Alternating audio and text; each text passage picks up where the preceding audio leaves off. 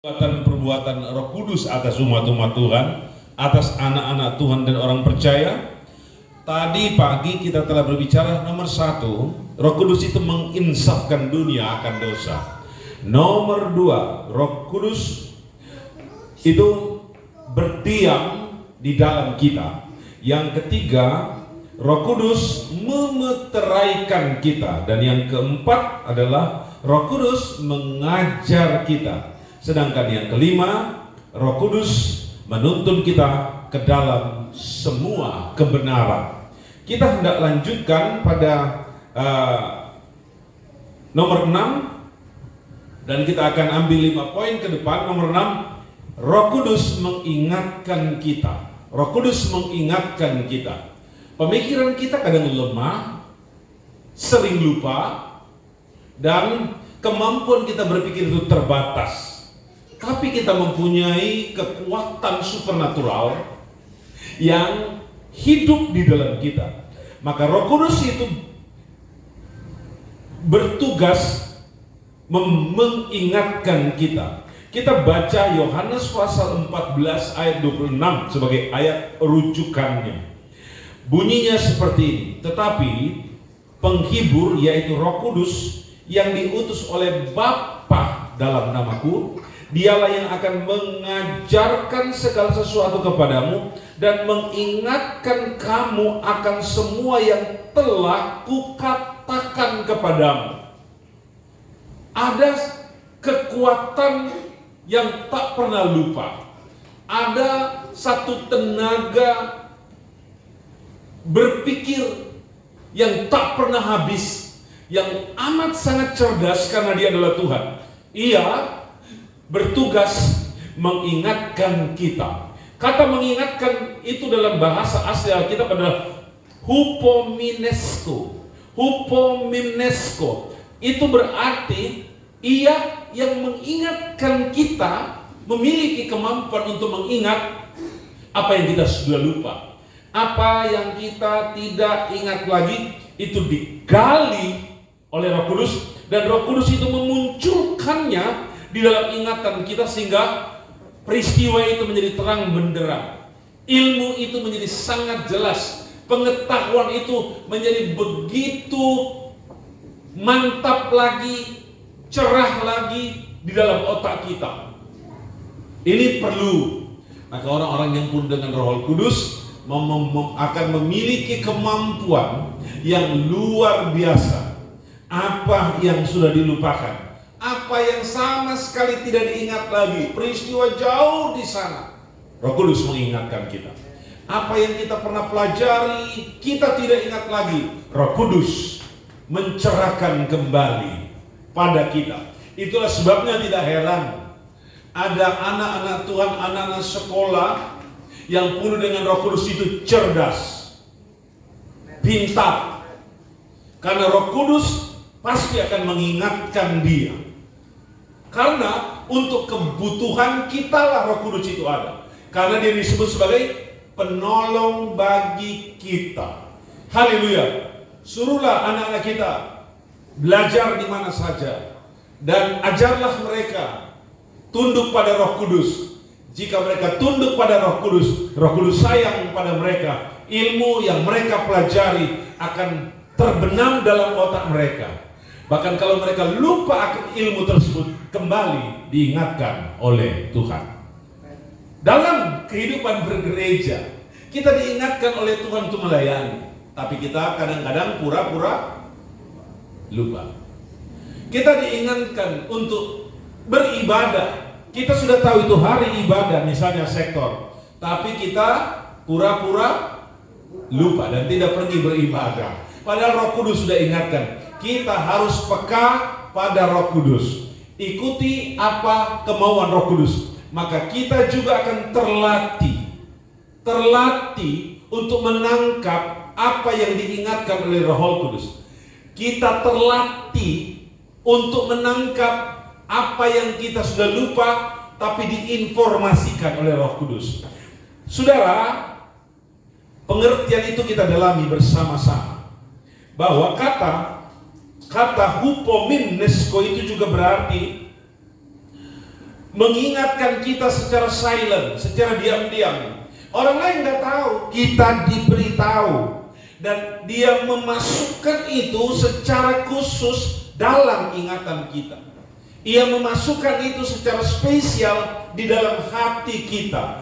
Sehingga apa yang kita pelajari itu menjadi begitu jelas. Kita pahami secara mendalam, melekat di dalam otak kita.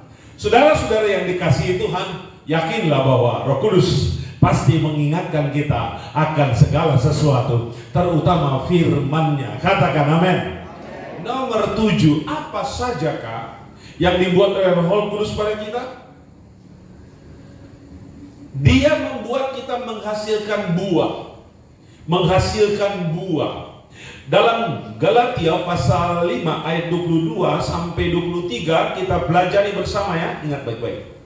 Tetapi buah roh ialah, saya sebut per kata, saudara ikuti. Kasih, sukacita, damai sejahtera, kesabaran, kemurahan, kebaikan, kesetiaan, kelemah lembutan, penguasaan diri. Tidak ada hukum yang menentang hal-hal ini. Ini adalah produk Roh Kudus, berasal dari Roh Kudus, dan itu ditanam di dalam hati anak-anak Tuhan. Ini buah-buah roh. Dimulai dengan buah roh pertama, kasih, dan diakhiri dengan penguasaan diri. Ada 9. Artinya begini, kasih tanpa penguasaan diri, 7 buah-buah roh yang lain atau 8 yang sudah mendahuluinya menjadi tidak ada arti. Kita mulai dengan kasih, tapi kita akhiri dengan tidak adanya penguasaan diri.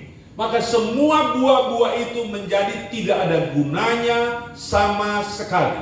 Karena tidak adanya penguasaan diri itu akan menghapus, itu akan menghilangkan nilai dan keberartian dari kasih. Dia akan membunuh sukacita, dia akan menghancurkan damai sejahtera, dia akan membuang kesabaran, dia akan menghancurkan kemurahan, dia tidak akan mengindahkan kebaikan, juga kesetiaan akan lari jauh-jauh, kelemah lembutan juga akan hilang sama sekali. Jadi intinya adalah mulai dengan kasih, akhiri dengan penguasaan diri. Karpos itu kata Yunani tentang buah. Itu menunjukkan seperti buah anggur dari ladang. Kemudian itu juga berarti buah dari hasil kerja.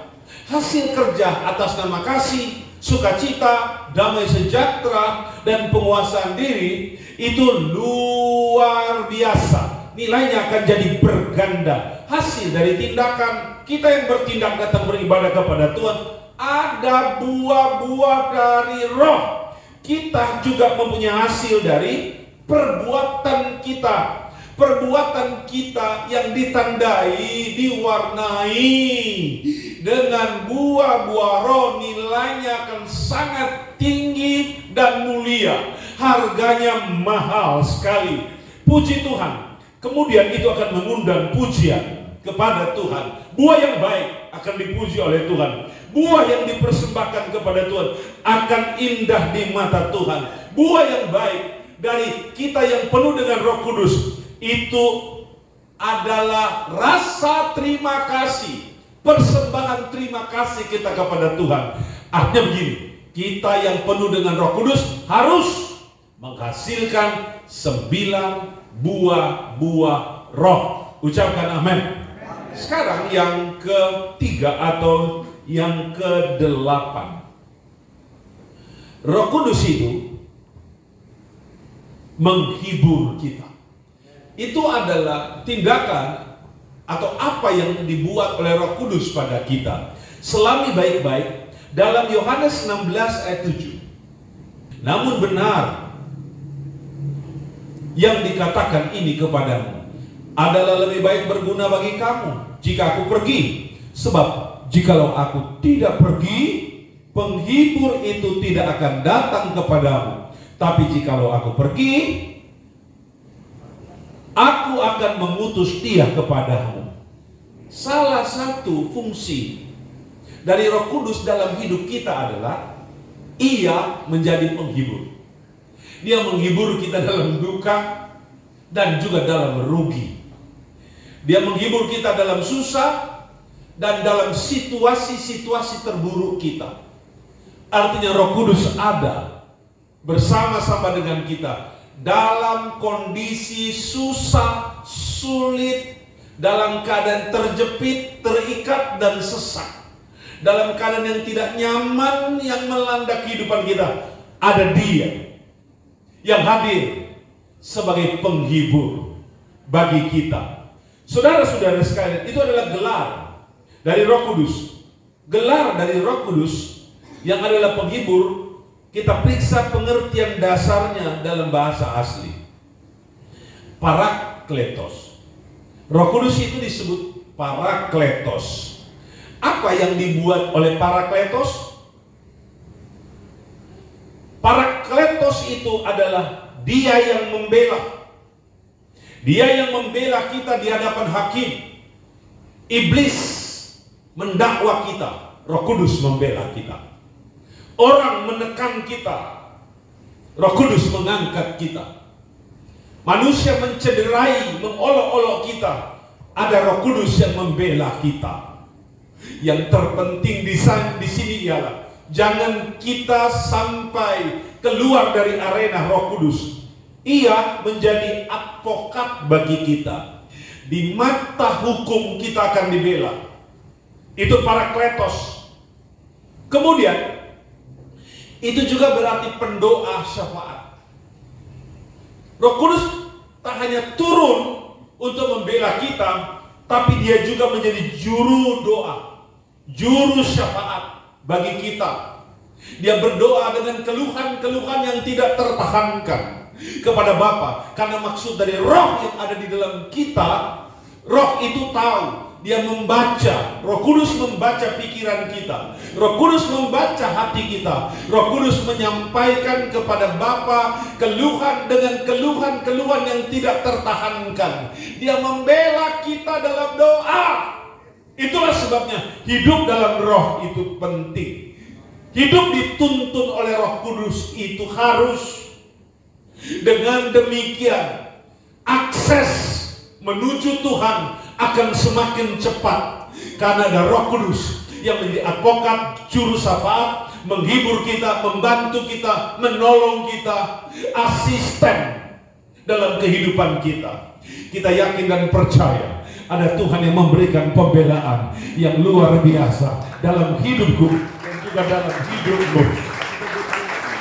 Tepuk tangan kepada Tuhan Yesus Kristus. Puji Tuhan. Saudara-saudara sekalian, lanjut dari pengertian ini kita mesti timbang. Kemudian Roh Kudus itu menjadi penolong, pembantu kita.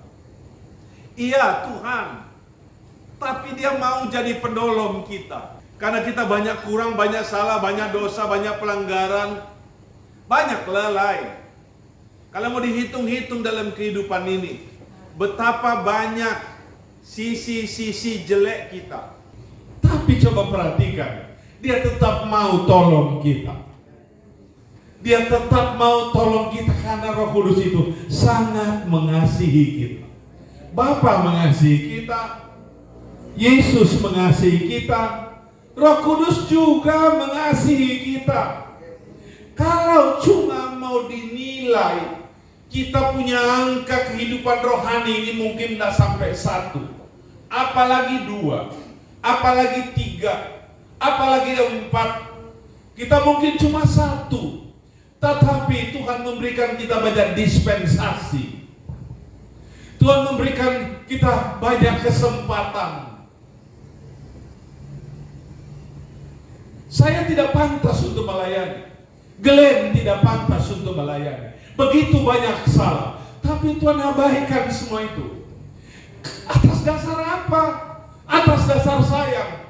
Apa alasan Tuhan mau sayang pada kita? Nggak ada, kita nggak punya modal untuk disayangi. Kita tidak punya modal untuk dicintai.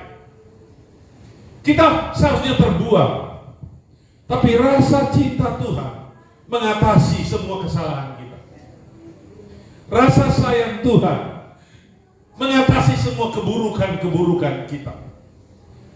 Rasa kasih Tuhan mengatasi semua dosa busuk kita. Dia mau jadi penolong kita. Satu saja sebenarnya. Karena kasih. Karena kasih. Kalau Tuhan mengambil sifat-sifat yang melekat pada kita, malas, Tuhan bilang malas deh mau tolong pangan. Kalau Tuhan mengambil sifat-sifat yang melekat pada kita, kita pembenci, Tuhan juga tidak akan urus kita. Kalau kita berkhianat, Tuhan, apa gunanya Tuhan mau memberikan rahmat atas kita? Satu saja kebaikan kita itu menyebabkan Tuhan urus dan tolong kita semua. Haleluya. Siapa yang mengasihi dan mencintai Tuhan, angkat tangannya ke atas dan bilang, Tuhan, I love you. I love you Jesus. Haleluya. Ini tentang Tuhan. Selanjutnya Bapak Ibu, Roh Kudus itu membimbing kita kepada kebenaran. Roh Kudus bimbing kita. Luar biasa sebenarnya. Tidak ada alasan, sekali lagi saya mau bilang, tidak ada alasan bahwa Roh Kudus mesti tolong kita. Tapi dia tetap mau bimbing kita. Dan berikut dia memberi kita kekuatan ilahi.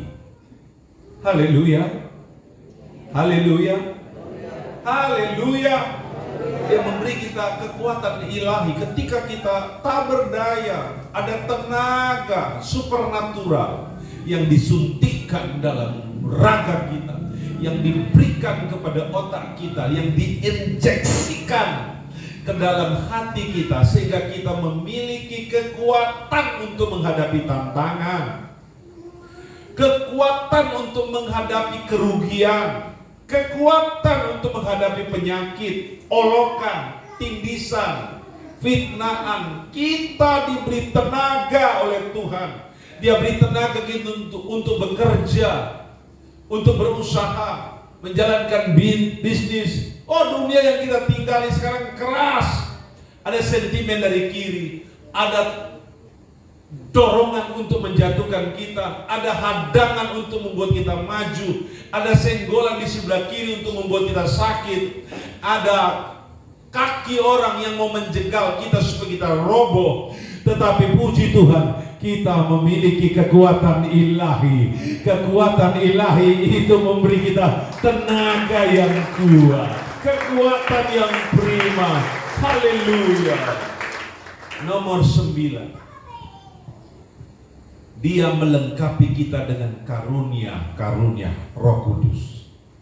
Puji Tuhan. Sehingga tidak ada boleh ada seorang hamba Tuhan yang bermegah diri, berbangga, merasa diri hebat karena dia memiliki karunia berkhotbah dengan baik, rapi, jelas, dan terstruktur. Karena dia memiliki karunia hikmat. Tidak ada seorang hamba Tuhan yang kemudian berkata saya hebat karena dia bisa berdoa orang sakit itu disembuhkan. Tak boleh ada seorang anak Tuhan yang berbangga diri karena dia bisa berbahasa roh, menafsirkan bahasa roh. Tak boleh ada seorang anak Tuhan yang mesti menyombongkan diri karena dia bisa melihat penglihatan. Tidak boleh seperti itu. Karena itu disebut sebagai karunia Roh Kudus. Bisa saja dia cabut, sehingga orang yang tadinya luar biasa menjadi tidak luar biasa. Tadinya orang yang sangat berhikmat kehilangan hikmat. Tadinya orang yang penuh dengan iman luar biasa, tapi kemudian kita terdengar bahwa ia telah undur dari Tuhan. Tidak boleh sombong. Semua yang ada pada kita itu pemberian Roh Kudus. Karunia terhebat apapun, tidak boleh ada sombong. Dia bisa bernubuat, kemudian dia bersombong lebih rohani dari yang lain. Tidak boleh. Ini hanya kepercayaan Tuhan. Maka segala kemuliaan kita tujukan hanya kepada Tuhan. Di dalam 1 Korintus 12 ayat 4-7, tetapi kepada tiap-tiap orang dikaruniakan pernyataan roh untuk kepentingan bersama. Sebab kepada seorang roh memberikan karunia untuk berkata-kata dengan hikmat, dan kepada yang lain roh memberikan karunia berkata-kata dengan pengetahuan. Kepada yang seorang roh memberikan karunia iman, dan kepada yang lain ia memberikan karunia untuk menyembuhkan. Kepada seorang roh memberikan kuasa untuk mengadakan mujizat, dan kepada yang lain ia memberikan karunia untuk bernubuat. Kepada yang lain ia memberikan karunia untuk membedakan bermacam-macam roh. Kepada yang seorang ia memberikan karunia untuk berkata-kata dengan bahasa roh, dan kepada yang lain ia memberikan karunia untuk menafsirkan bahasa roh. Tetapi semuanya itu dikerjakan oleh Roh yang satu dan yang sama, yang memberikan karunia kepada tiap-tiap orang secara khusus seperti yang dikehendaki olehnya. Ini karunia roh itu milik Roh Kudus. Dan sewaktu-waktu itu bisa dicabut, maka tidak ada alasan orang berbangga diri atau bersombong karena dia kelihatan hebat. Ia bisa karena Tuhan. Kalaupun kita sekarang masih bisa bertahan, itu kasih karunia Tuhan. Jangan sampai roh kesombongan hingga atas kita. Dan yang terakhir,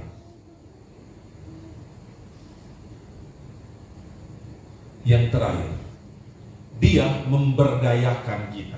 Apa yang dibuat oleh Roh Kudus pada kita? Ia memberdayakan kita. Tidak peduli kita sekolahnya tamatan apa. Mau tamatan sekolah taman kanak-kanak atau S3, Tuhan mau berdayakan kita. Tidak juga peduli kita tinggal di kota besar atau tinggal di dusun terpencil. Kalau Tuhan mau pakai kita, Dia mau pakai kita. Hargai Tuhan, hargai Roh Kudus. Dia juga tidak peduli warna kulitnya apa. Kalau kita mau menjadi saluran berkat Tuhan, Dia mau pakai kita. Amin. Orang kulit putih dipakai Tuhan, orang kulit hitam dipakai oleh Tuhan. Orang tinggi besar dipakai oleh Tuhan, orang yang tidak tinggi juga dipakai oleh Tuhan. Semua Tuhan mau pakai. Yang penting kita mau jadi saluran berkat, dan kita mau jadi hamba Tuhan, dan kita mau jadi alat Tuhan. Haleluya. Engkau sebagai dokter, jadilah alat Tuhan sebagai dokter. Engkau sebagai pengusaha, jadilah engkau alat Tuhan sebagai pengusaha. Engkau sebagai pengusaha, ataupun engkau sebagai guru, engkau sebagai murid, apa saja yang ditugaskan kepadamu, pelayan Tuhan, gunakan itu, dan engkau harus jadi alat Tuhan. Dan bersyukurlah kepada Tuhan untuk kepercayaan itu. Amin. Banyak orang menolak untuk diberi tugas. Jangan. Selagi engkau sehat, kerjakan itu tugas. Selagi sempat kerjakan itu tugas. Jangan bilang kasih orang lain, Jo. Biar mereka saja. Tidak boleh. Ini kepercayaan Tuhan. Karena Tuhan memberi kita kemampuan, dan Dia memberdayakan kita. Di dalam Kisah 1 ayat 8 sebagai ayat penutup, tetapi kamu akan menerima kuasa kalau Roh Kudus turun ke atas kamu, dan kamu akan menjadi saksiku di Yerusalem, di seluruh Yudea dan Samaria, dan sampai ke ujung bumi. Tuhan mau pakai kita di Yerusalem, di kampung kita sendiri, di keluarga kita sendiri, di gereja kita sendiri. Jangan bilang di gereja kita sendiri kita tidak tidak mau kerja, bagaimana Tuhan mau pakai di kampung yang lain? Ada orang cuma suka kerja di kampung yang lain, pada di kampung sendiri, di tempat sendiri nggak mau kerja. Kita kerja dulu di tempat kita sendiri, buktikan bahwa kita setia. Haleluya. Misalnya contoh, Hendra, dia pelayan Tuhan di Siloam, boleh pergi pelayan di tempat-tempat yang lain, tapi buktikan kerja di sini. Kalau di Yerusalem sudah teratur, terurus dan melayani dengan baik, silakan keliling dunia. Tetapi ada tahapannya. Setelah di Yerusalem baru ke Yudea, ke seluruh Yudea, daerah seputaran Yerusalem. Karena ibu kota kerajaan Yehuda atau Yudea adalah Yerusalem. Udah boleh pergi ke Lemusa, itu masih Yudea. Boleh pergi kemana tuh? Tolai, itu masih Yudea. Sampai kabupaten. Kalau sudah urus tuh kabupaten, boleh pindah di Poso. Haleluya. Karena selanjutnya area yang kedua adalah Samaria. Samaria itu adalah kawasan yang sudah berbeda area. Sudah lebih ke utara. Ke utara kira-kira ada berjarak sekitar 70 km dari Yerusalem. Sudah boleh mengembangkan sayap. Belum tak urus tuh rumah sendiri, mau urus tuh rumah yang lain.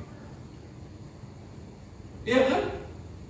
Haleluya. Tapi puji Tuhan, Siloam tahu urutannya, tahu stepnya. Haleluya. Saudara, yang kemudian baru sampai ke ujung bumi. Haleluya. Puji Tuhan, amin. Haleluya. Haleluya. Saya sudah pernah berkhotbah di Mesir, sudah pernah berkhotbah di Israel, sudah pernah menyampaikan firman Tuhan juga di Yunani. Sosok keliling-keliling sedikit juga. Haleluya. Saudara-saudara sekalian, Roh Kudus berdayakan kita. Kalau Roh Kudus berdayakan kita, tunduklah pada Roh Kudus, sehingga kekuatan, power itu semakin dahsyat dan luar biasa, semakin hebat dan dahsyat. Dan kita yakin Tuhan tolong kita semua.